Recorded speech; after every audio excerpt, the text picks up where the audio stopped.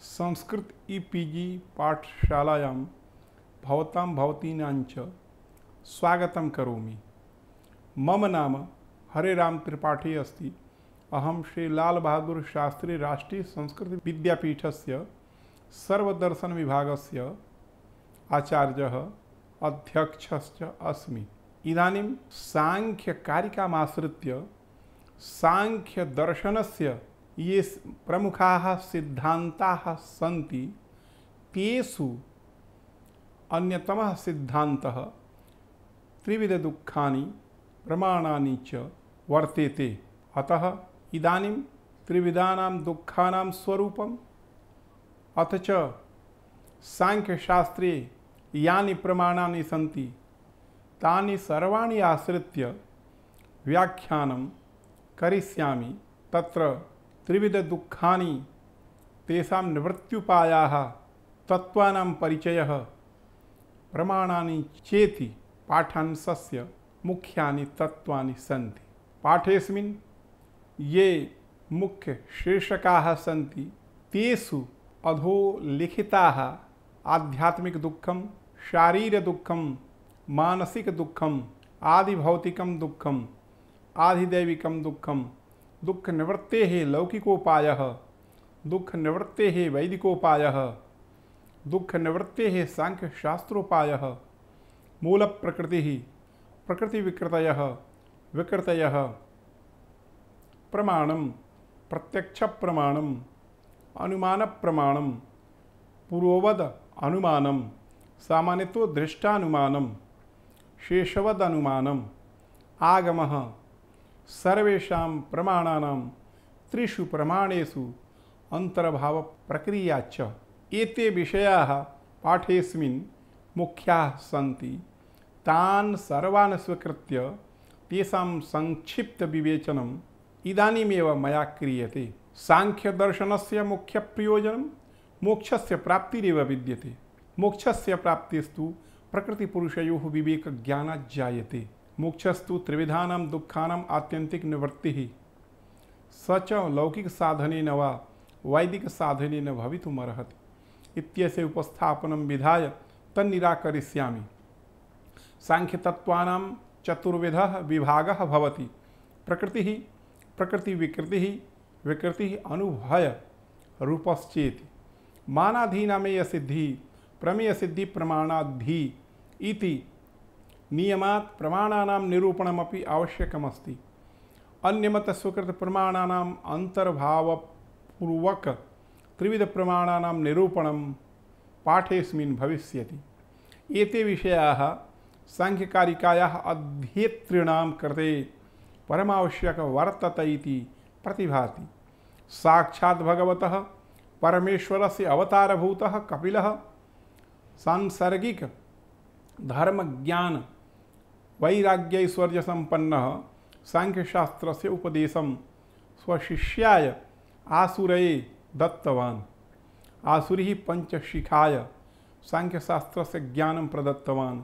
एवं रीत्या गुरुपरम्परया इदं ज्ञानम् ईश्वरकृष्णः प्राप्तवान्। तेन सांख्यकारिकायाः निर्माणं कृतवान्। अस्यां सांख्यकारिकायां 72 कारिकाः सन्ति। तत्र संक्षिप्तरूपेण सांख्यतत्त्वानां निरूपणं विद्यते।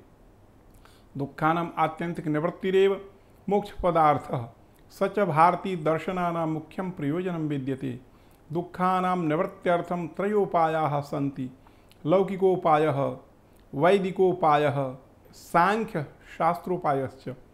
यद्यपि सांख्यशास्त्रोपायोपेक्षया वैदिकोपायः सुकरः तदपेक्षया लौकिकोपायः अति सुकरो विद्यते, तर्हि सांख्यशास्त्रोपायः व्यर्थः इति जिज्ञासायां दुःखानां स्वरूपं तन्निवृत्त्युपायाः तेषु सांख्यशास्त्रोपायः एव सम्यक् वर्तते इत्यस्य निरूपणम् अस्मिन् व्याख्याने भविता इति।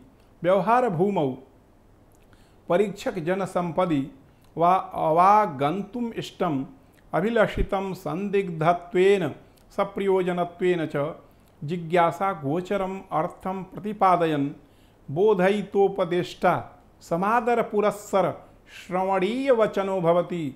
हेयोपादेय विवेक निपुणाधीशनातिशयवतां संशययुक्तं प्रयोजनरहितं जिज्ञासा नरहं वस्तु प्रतिपादयन् वर्तमानस्तु जनः प्रेक्षावद्भिः श्रद्धेय वचनतया न गृह्यते। नायं लौकिकः नापि परीक्षकः इति न्यायात् असौ कः अर्थः यस्य प्रतिपादनेन अवधेय वचनो भवति यश्च प्रेक्षावं जिज्ञासा गोचरः इत्येवं जिज्ञासा जायते। तत्र वाचस्पति मिश्रो वदति स चैषा प्रतिपित्सोऽर्थो यो ज्ञातः सन् परमपुरुषार्थाय कल्पते। प्रारब्धुम् अभिलषितं यच्छास्त्रं तस्य यो विषयः पंचविंशति तत्व निर्णयात्मकः तद्गोचरज्ञानस्य दुःखात्यन्तो परम रूप परम पुरुषार्थस्य साधनं यद्विवेकज्ञानं तस्य हेतुत्वात् ईश्वर कृष्णो वदति। दुःखत्रयाभिघाता जिज्ञासा तदपघातके हेतु दृष्टे सापार्था चिन् नैकान्तात्यन्ततो भावात्। यदि दुःखं जगति न स्यात् तर्हि शास्त्रविषयः न जिज्ञास्येत। विद्यमानमपि तद् दुःखं यदि त्यक्तुम् अभिलषितं न स्यात् तर्हि सांख्यशास्त्रविषयः न जिज्ञास्येत। त्यक्तुम् अभीष्टमपि तद् दुःखं यदि पौरुषेण यत्नेन नापनेयं स्यात् तर्हि सांख्यतत्त्वज्ञानविषयः न जिज्ञास्येत। न अभावो विद्यते सतः इति सांख्यशास्त्रनियमात् दुःखस्य नित्यत्वात् तस्य नाशो न भवितुमर्हति वा तटस्थ नित्यत्वाभावेन अपनेतुम् अर्हत्वे अपि तदपनयन साधना परिज्ञानात् वा अपनेयत्वं न भवितुमर्हति। अपनयनस्य उपायस्य परिचयात् दुःखस्य अपनेतुं शक्यत्वेपि प्रकृतशास्त्रविषयज्ञानस्य तन्नाशस्य असाधनत्वात् यदि विवेकज्ञानं साधनं न स्यात् तर्हि शास्त्रविषयो न जिज्ञास्येत। यद्वा पंचविंशति तत्त्वानां विवेकज्ञानापेक्षया सुकरस्य इतरस्य उपायान्तरस्य विद्यमानत्वेपि यदि विवेकज्ञानम् अन्यथा सिद्धं स्यात् तर्ह्यपि शास्त्रविषयो न जिज्ञास्येत। दुःखं नास्ति नापि अजिहासितम् इति चेन्न लौकिकोपायोपेक्षया सांख्यशास्त्रोपायः श्रेयस्करः।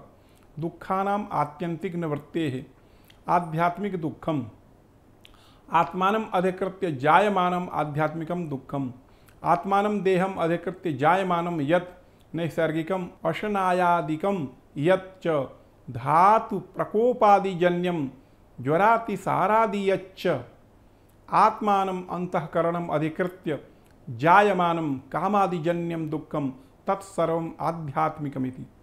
अतएवोच्यते वाचस्पतिमिश्रेण आध्यात्मिकं द्विविधं शरीरं मानसञ्च। वातपित्त श्लेष्मणां वैषम्य निमित्तं मानसं काम क्रोध लोभ मोह भैर्ष्यादि विषाद विषय विशेषा दर्शन निबंधनम सर्वं चैतद अंतरोपाय साध्यत्वात् आध्यात्मिकं दुःखं शारीरं दुःखं। वातपित्त श्लेष्मणां वैषम्यात् जायमानं दुःखं शारीरं दुःखं भवति।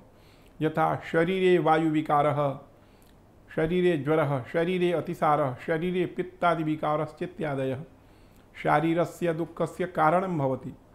मानसिकं दुःखं यद्यपि सम्पूर्णं दुःखं मनोधर्मत्वेन मनसः जन्यत्वात् मानसमेव भवति तथापि मनोमात्रजन्यत्वं यत्र वर्तते तदेव दुःखं मानसमिति। कामाज्जन्यं क्रोधाज्जन्यं लोभाज्जन्यं मोहाज्जन्यं भयाज्जन्यं ईर्ष्यायाः जन्यं विषादाज्जन्यं विषय विशेषा दर्शनाज्जन्यञ्च दुःखं मानस दुःखं भवति। आधिभौतिकं प्राणिनः अधिकृत्य उद्भवति तद् आधिभौतिकं।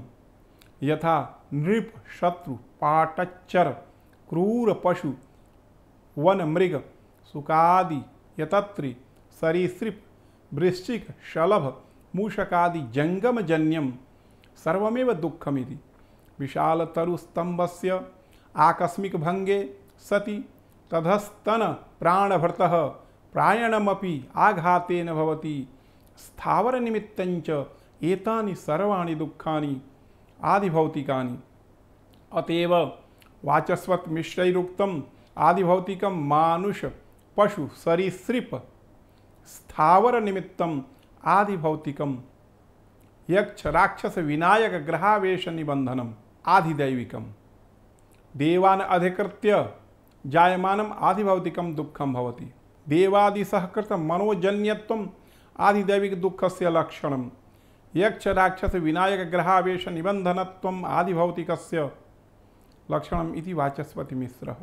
केचन टीकाकाराः वदन्ति यक्षादीन दिवः प्रभवान् वात वर्षा तप शीतोष्णादीन वा निमित्तीकृत्य जायते तदाधि दैविकम् अग्निप्रकोपः वातच्चलनं जलप्रलयः इंद्रस्य वज्रप्रहारः भूकंपः हिमवृष्टिः यक्षः राक्षसः विनायकः ग्रहाः डाकिनी भूत भैरव मलिनदेवः मंत्रः तंत्रश्चित्यादिजन्यं सर्वं दुःखं दैवात् भवति अतएव एतानि सर्वाणि दुःखानि आदिदैविकानि भवन्ति।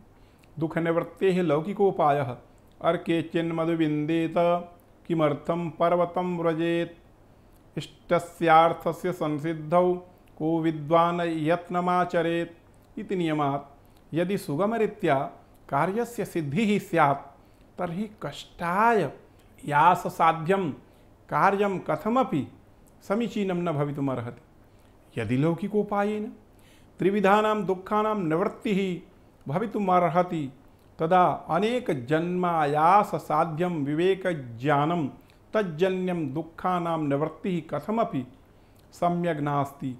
लौकिकोपायस्तु शारीर दुःखानां प्रतिकाराय वैद्य परामर्शेन औषधीनां सेवनं मानसस्य दुःखस्य प्रतिकाराय मनोज्ञस्त्रयः प्राप्तिः समीचीनाहारस्य स्वीकारः चन्दनस्य विलेपनं वस्त्रालङ्कारादि विषय प्राप्तिश्च सुकरोपायो वर्तते। एवं आदिभौतिक दुःख निवृत्तये नीति शस्त्राभ्यासः कुशलता उचितावासवासः योगाभ्यासश्चित्यादयः सुकरः उपायोऽस्ति। आदिभौतिकस्य दुःखस्य निवृत्तये मणिमन्त्रौषधाद्युपयोगः सुकरः। अतएवोक्तं दोषोपसर्ग प्रीवाश्च ये तो नोपद्रवास्तं समभिद्रवन्ति गुणैः समुख्यं सकतैरुपेतं यः पद्मरागं प्रयतो बिभर्मि। एवं प्रकारेण मणिप्रकरणे मणिधारणस्य महत्त्वं दर्शितमस्ति। कृह्णा मरीच सिन्धुत्थ धूगोरोचनाकृतम् अंजनां सर्वदेवादि कृतोन्मादहरं परम् इत्यनेन औषधस्यापि उपद्रव विद्रावकत्वं प्रतिपादितं भवति। अनया रीत्या त्रिविधानां दुःखानां निवृत्तिः लौकिकोपायेन भवितुमर्हति। यदि तदा सांख्यशास्त्रोपायः व्यर्थः। दुःखनिवृत्तिः वैदिकोपायः। त्रिविधदुःखानां निवृत्तिः लौकिकोपायेन भवितुमर्हति तर्हि सांख्यशास्त्रोपायः व्यर्थः इति पूर्वं मया प्रतिपादितं। तत्र ईश्वरकृष्णो वदति इति चेन्न एकान्तात्यन्ततो भावात् बहुवारमपि कामिनी समुपभोग रसायनादि सेवन शास्त्राद्यभ्यास मणिमंत्राद्यनुष्ठान यज्ञ होम देवाराधना करण लक्ष्मी भोग भोजन पान विलेपन वस्त्रालंकारणादीनां सम्यग् उपभोगेन कृते सत्यपि सम्यग् उपभोगेन कृते सति सत्यपि शरीरस्य मानसस्य च दुःखस्य प्रशमनं न दृश्यते। अतः लौकिकोपाये अनैकान्तिकत्वं वर्तते। अतएव लौकिकोपायः ऐकान्तिकात्यन्तिक दुःखनिवृत्तेः हेतुः नास्ति। अनात्यन्तिकत्वमपि तत्र विद्यते। तथा च दृष्टोपायेषु मुमुक्षूणां जिज्ञासा न भवति। ऐकान्तिकात्यन्तिक दुःख निवर्तकत्वाभावात् अत्यंत दुःख निवृत्तेः उपायः दृष्ट साधनं मा भवतु परंतु वैदिकोपायस्तु अस्त्येव। यथा स्वर्गकामो यजेत इत्यादि श्रुत्या ज्योतिष्ठोमादि यागात्मकस्य सहस्रदिवसात्मककालेन निवर्तनीयानुष्ठानस्य कर्मकलापस्यैकान्तिकात्यन्तिक दुःख निवर्तकत्वम् अवगम्यते। यतो हि स्वर्गस्वरूपं निरूपयन् आह यन्न दुःखेन संभिन्नं न च ग्रस्तमनन्तरम् अभिलाषोपनीतं च तत्सुखं स्वः पदास्पदम् इति तंत्रवार्तिकोक्त्या भविष्यत्कालीन दुःखानधिकरण ध्वंसा प्रतियोगी यथेष्टानुचारयित्री दुःखमात्रावगाही स्वर्गस्थानं प्रतीयते। दुःखस्य विरोधि सुखमेव स्वर्ग इति तच्च सुखम् आनुश्रविकोपाय साध्यं तथा च समूलमुन्मूलयिष्यति दुःखम् आनुश्रविकोपायः। उक्तमपि अपाम सोमम् अमृता अभूम इति श्रुत्या सोमपानम् आस्वाद्य अमृतत्वं लब्धवानेति। अमृतत्वं च मृतत्वाभावः मृतत्वं च प्रकृतेः विनाशित्वं विनाशाभावः स्वर्गे वर्तते। अथ च सुखस्यापि उपलब्धिः तत्र अस्ति। अतएव आनुश्रविकोपाय विषयिणी जिज्ञासा युक्ता भवति। दुःखनिवृत्तेः सांख्यशास्त्रोपायः आनुश्रविकोपायः लौकिकोपायेन तुल्यो वर्तते। सोमादियागस्य पशुबीजादि वध साधनत्वं वर्तते। अतएव वैदिकोपाये अविशुद्धि दोषो वर्तते। अविशुद्धिर्नाम हिंसा सा च प्राणवियोगात्मिका अत्र ग्राह्या वर्तते। ज्योतिष्ठोमे च देवतायै हवनकर्मणि सुखजनका पूर्वजनकत्वं विद्यते। अतएव वैदिक कर्मकलापः ऐकान्तिकात्यन्तिक दुःखत्रय निवर्तको न भवति दुःखमिश्रित सुखजनकत्वात् इति प्रथमानुमानं फलति। स्वल्पः संकरः सपरिहारः सप्रत्यवमर्शः इति। स्वल्पः संकरः ज्योतिष्ठोमादि जन्य प्रधाना पूर्वस्य पशुहिंसा जन्य पापापूर्वेण सह संकरो दोषः स च सपरिहारः प्रायश्चित्तेन परिहर्तुं शक्यः। यदि च यजमानेन प्रमादतः प्रायश्चित्तं नानुष्ठितं चेत् तदा स्वर्गभोगसमये सप्रत्यवमर्शः इति। यतः सर्वाणि भूतानि भवन्त्यादियुगागमे यस्मिंश्च प्रलयं यान्ति पुनरेव युगक्षये इत्यादि विष्णु सहस्र स्मृतेः। यतो वा इमानि भूतानि यायन्ते येन जातानि जीवन्ति यत्प्रयन्ति अभिसंविशन्ति इत्यादि श्रुत्या स्वर्गादेः क्षयित्वं प्रतिपादितं विद्यते। नित्यनैमित्तिक प्राकृतात्यन्तिक भेदाच्च चतुर्विध प्रलयेषु ब्रह्मांड लय निश्चयादिति। अतः स्वर्गस्य अमृतत्वं नास्ति। स्वर्गेऽपि ज्योतिष्ठोमकारिणः साधारणाः देवाः भवन्ति। वाजपेयादि यागकारिणस्तु स्वर्गाधिपत्यमिन्द्रस्थानं प्राप्नुवन्ति। अतः वैदिकोपाये अतिशय दोषो वर्तते। अविशुद्धिक्षयः अतिशयश्चेति त्रयाणां दोषाणां वैदिकोपाये विद्यमानत्वात् लौकिकोपायवत् वैदिकोपायः दुःखत्रयाणां निवृत्तौ साधनं न भवितुम् अर्हति। वैदिकोपायेनापि त्रिविधानां दुःखानाम् ऐकान्तिकात्यन्तिक निवृत्तिर्न भवितुमर्हति। लौकिकोपाय वैदिकोपायापेक्षया सत्वपुरुषान्यता प्रत्ययरूपः सांख्यशास्त्रोपायः श्रेयस्करः। सचोपायः प्रकृतिः व्यक्तानि बुद्धिः अहंकारः एकादशेन्द्रियाणि पंचतन्मात्राणि पंचमहाभूतानि च पुरुषश्चेत्यादीनां विवेकज्ञानात् मोक्षस्य प्राप्तिर्भवति। दुःखानाम् आत्यन्तिकैकान्तिकनिवृत्तिरेव मोक्षपदार्थः। सुख दुःख भोग निवृत्ति पुरुषे मोक्षः। सांख्यशास्त्रोपाय एव दुःखात्यन्तिक निवृत्तौ साधनं भवितुम् अर्हति। अतएव ईश्वरकृष्णैरुक्तं दृष्टवदानुश्रविकः स ह्यविशुद्धिक्षयातिशययुक्तः तद्विपरीतः श्रेयान् व्यक्ताव्यक्तज्ञविज्ञानात्। अर्थात लौकिकोपायवत् वैदिकोपायेनापि दुःखानाम् आत्यन्तिक निवृत्तिर्न संभवति। तत्र अविशुद्धिक्षयातिशय दोषाः भवन्ति। एतदपेक्षया श्रेयस्करोपायः सांख्यशास्त्रस्यैव वर्तते व्यक्तस्य अव्यक्तस्य ज्ञस्य च विवेकज्ञानमेव। मूलप्रकृतिः जगतः कार्यसङ्घातस्य प्रादुर्भावकारणं मूलप्रकृतिः अस्ति। तस्याः कारणान्तरं नोपलभ्यते, अतएव सा अविकृतिः। अजन्यत्वे सति जनकत्वं मूलप्रकृतेः लक्षणमिति। प्रकृत्यात्मकानि द्रव्याणि सत्प्रजस्तमांसि न तु गुणाः। संयोगवत्वात् लघुत्व गुरुत्व चलत्वादि धर्मवत्वाच्च। प्रकृतिविकृतयः महदाद्याः महान् अहङ्कारः पंचतन्मात्राणि शब्दस्पर्शरूपरसगन्धतन्मात्राणि च प्रकृतिविकृतयः सन्ति। महत्तत्वम् अहङ्कारस्य जनकत्वात् प्रकृतिः, मूलप्रकृतिजन्यत्वाच्च विकृतिः। एवं अहङ्कारतत्त्वं तन्मात्राणाम् इन्द्रियाणां च जनकत्वात् प्रकृतिः, महत्तत्वजन्यत्वात् विकृतिः। एवं शब्दस्पर्शरूपरसगन्धतन्मात्राणि आकाशवायु तेजो जल पृथिवीनां जनकत्वात् प्रकृतयः अहङ्कारजन्यत्वात् विकृतयः भवन्ति। तथा च तत्त्वविभाजकधर्मावच्छिन्नजनकत्वे सति जन्यत्वं प्रकृतिविकृतेः लक्षणं विकृतयः। षोडकस्तु विकारः षोडशसंख्यापरिमितो गणः षोडशकः। मनः श्रोतत्वक चक्षुरसनाघ्राण वाक्पाणिपादपायूपस्थानि एकादशेन्द्रियाणि पृथिव्यप्तेजो वायवाकाशात्मकानि तेति।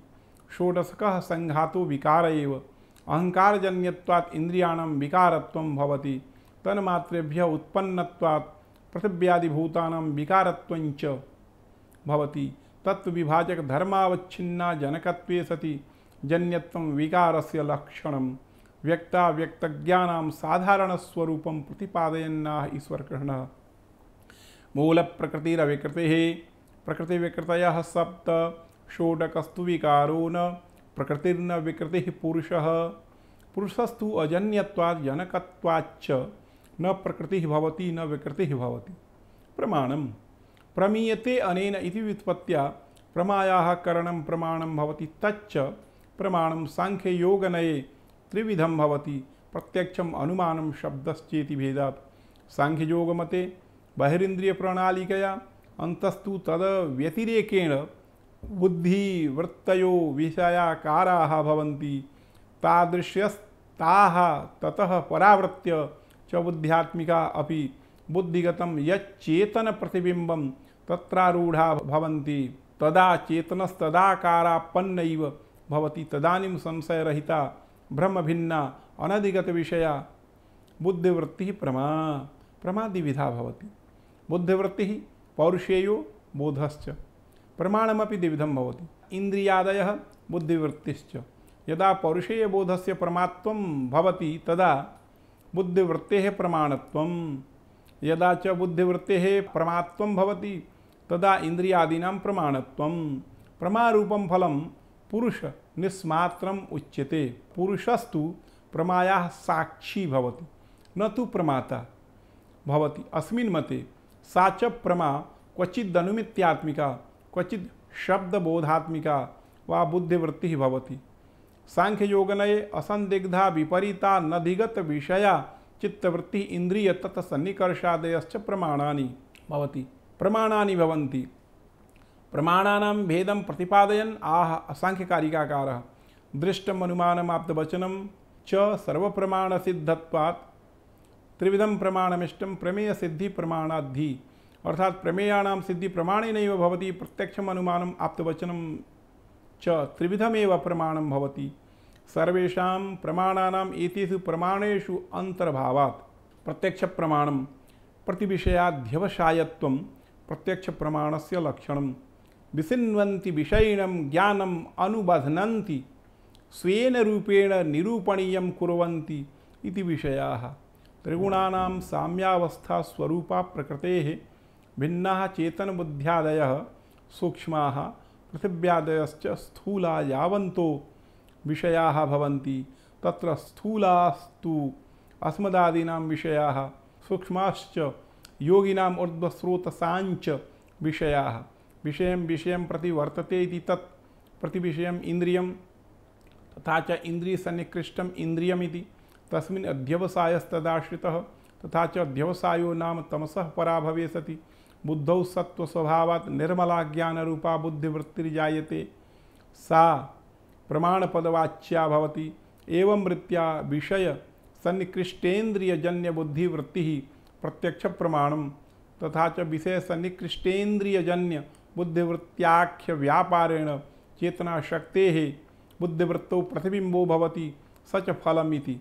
अतएव बुद्धिवृत्ति प्रतिबिंबितं चैतन्यं प्रमा पौरुषेयो बोधो भवति यद्वा प्रतिविषयो नियत विषयः अध्यवशीयते निश्चीयते अनेन इंद्रियेण तत्सन्निकर्षेण वा सह प्रतिविषयाध्यवसायः चक्षुरादीन्द्रियाणि तत्सन्निकर्षाश्च एवं वृत्त्या इंद्रियाणि तत्सन्निकर्षाश्च प्रमाणानि भवन्ति। अनुमानं तल्लिंगलिंगिपूर्वकत्वम् अनुमानस्य लक्षणं।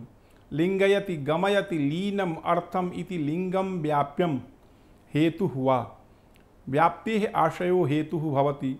साध्येन सह हेतोः संबंधः वा व्याप्तिः साध्याभावद अवर्तिः व्याप्तिः। हेतु समानाधिकरणात्यंताभावा प्रतियोगी साध्य समानाधिकरणम हेतुः वा व्याप्तिः। लिंगम व्याप्यत्वेन अस्य अस्तिति लिंगी व्यापकम साध्यम अर्थात हेतुवृत्ति व्याप्ति निरूपकम साध्यम लिंगी तथा च व्यापक ज्ञान पूर्वकत्वम अनुमानस्य लक्षणम। यद्वा पक्षधर्मता ज्ञान पूर्वकत्वम अनुमानम पूर्ववत शेषवत सामान्यतो दृष्टभेदेन अनुमानं त्रिविधम भवति। पूर्वत अनुमानम कारणेन कार्यम यत्र अनुमीयते तद अनुमानं पूर्वत अनुमानम। यथा गमनम भविष्यत्कालीन वृष्टिमत् गंभीर ध्वान बलाकादि मेघवत्वात् अत्र मेघेन कारणेन वृष्टेः अनुमानं शेषवद अनुमानं। यत्र कार्येण कारणम अनुमीयते तदनुमानं शेषवद अनुमानं। यथा नद्याः पूर्णत्वं शीघ्रत्वं च दृष्ट्वा वृष्टेरनुमानं भवति। परिपूर्णा इयं नदी वृष्टिमती वेगवन् मलिनकच्चरादि वहनशील प्रवाहत्वात् इति। सामान्यतो दृष्टानुमानं कार्य कारण भिन्न हेतु का अनुमानं सामान्यतो दृष्टानुमानं। यथा अन्यत्र दृष्टस्य अन्यत्र अवलोकनम् इति। देशांतर प्राप्ति मानादित्यः गगनवान् प्रातः प्राङ्मुखावस्थितस्य व्यक्तेः दर्शन विषयस्य तस्याधुना परावृत्य दर्शन विषयत्वात् आगमः आप्तश्रुतित्वम् आगमस्य लक्षणं। यद्वा वाक्यजनितं वाक्यार्थ ज्ञानम आगमः प्रमाणम। यद्वा श्रवण विषयीभूतः शब्दः प्रमाणम तथा च वेदाः प्रमाणम। लोके केषाञ्चन पुरुषाणां वाक्यानि प्रमाणानि भवन्ति। सर्वेषां प्रमाणानां त्रिषु प्रमाणेषु अंतर्भाव प्रक्रिया न्यायमीमांसकादीनां मते अन्यान्यपि प्रमाणानि भवन्ति तर्हि कथं त्रीण्येव प्रमाणानि भवन्ति इति चेन्न सादृश्य ज्ञान स्वरूपस्य उपमानस्य प्रत्यक्षे अंतर्भावो भवति। यथा स्मर्यमाणायां गवय सादृश्य ज्ञानं प्रत्यक्षम अर्थापत्ति प्रमाणस्य अनुमाने अंतर्भावो भवति। बाह्ये अस्ति गृहासत्त्वे सति जीवितत्वात् इत्यनुमानेन अर्थापत्ति प्रमाणस्य अनुमाने अंतर्भावो भवति। अनुपलब्धि प्रमाणस्य प्रत्यक्ष प्रमाणे अंतर्भावो भवति।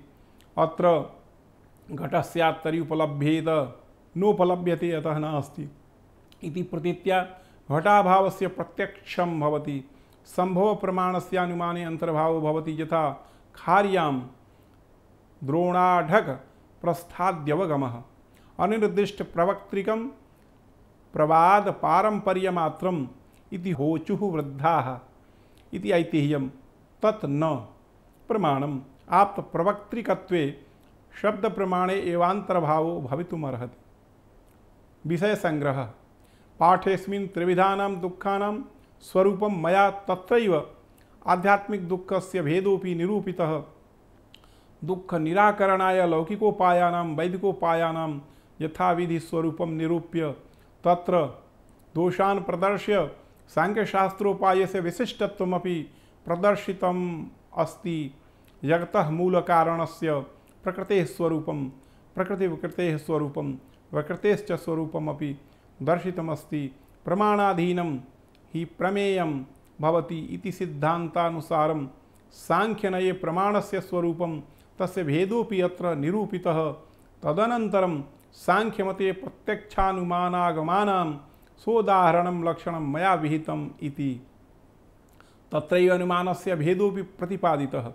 सर्वेषाम् उपमानादिप्रमाणानां त्रिषु प्रमाणेषु अन्तर्भावस्य प्रक्रियापि दिग्दर्शिता भवति। पाठेऽस्मिन् दुःखानां स्वरूपस्य तेषां निवृत्तेरुपायाः प्रकृत्यादीनां प्रमाणानां च संक्षिप्तविवेचनम् अत्र विहितमस्ति।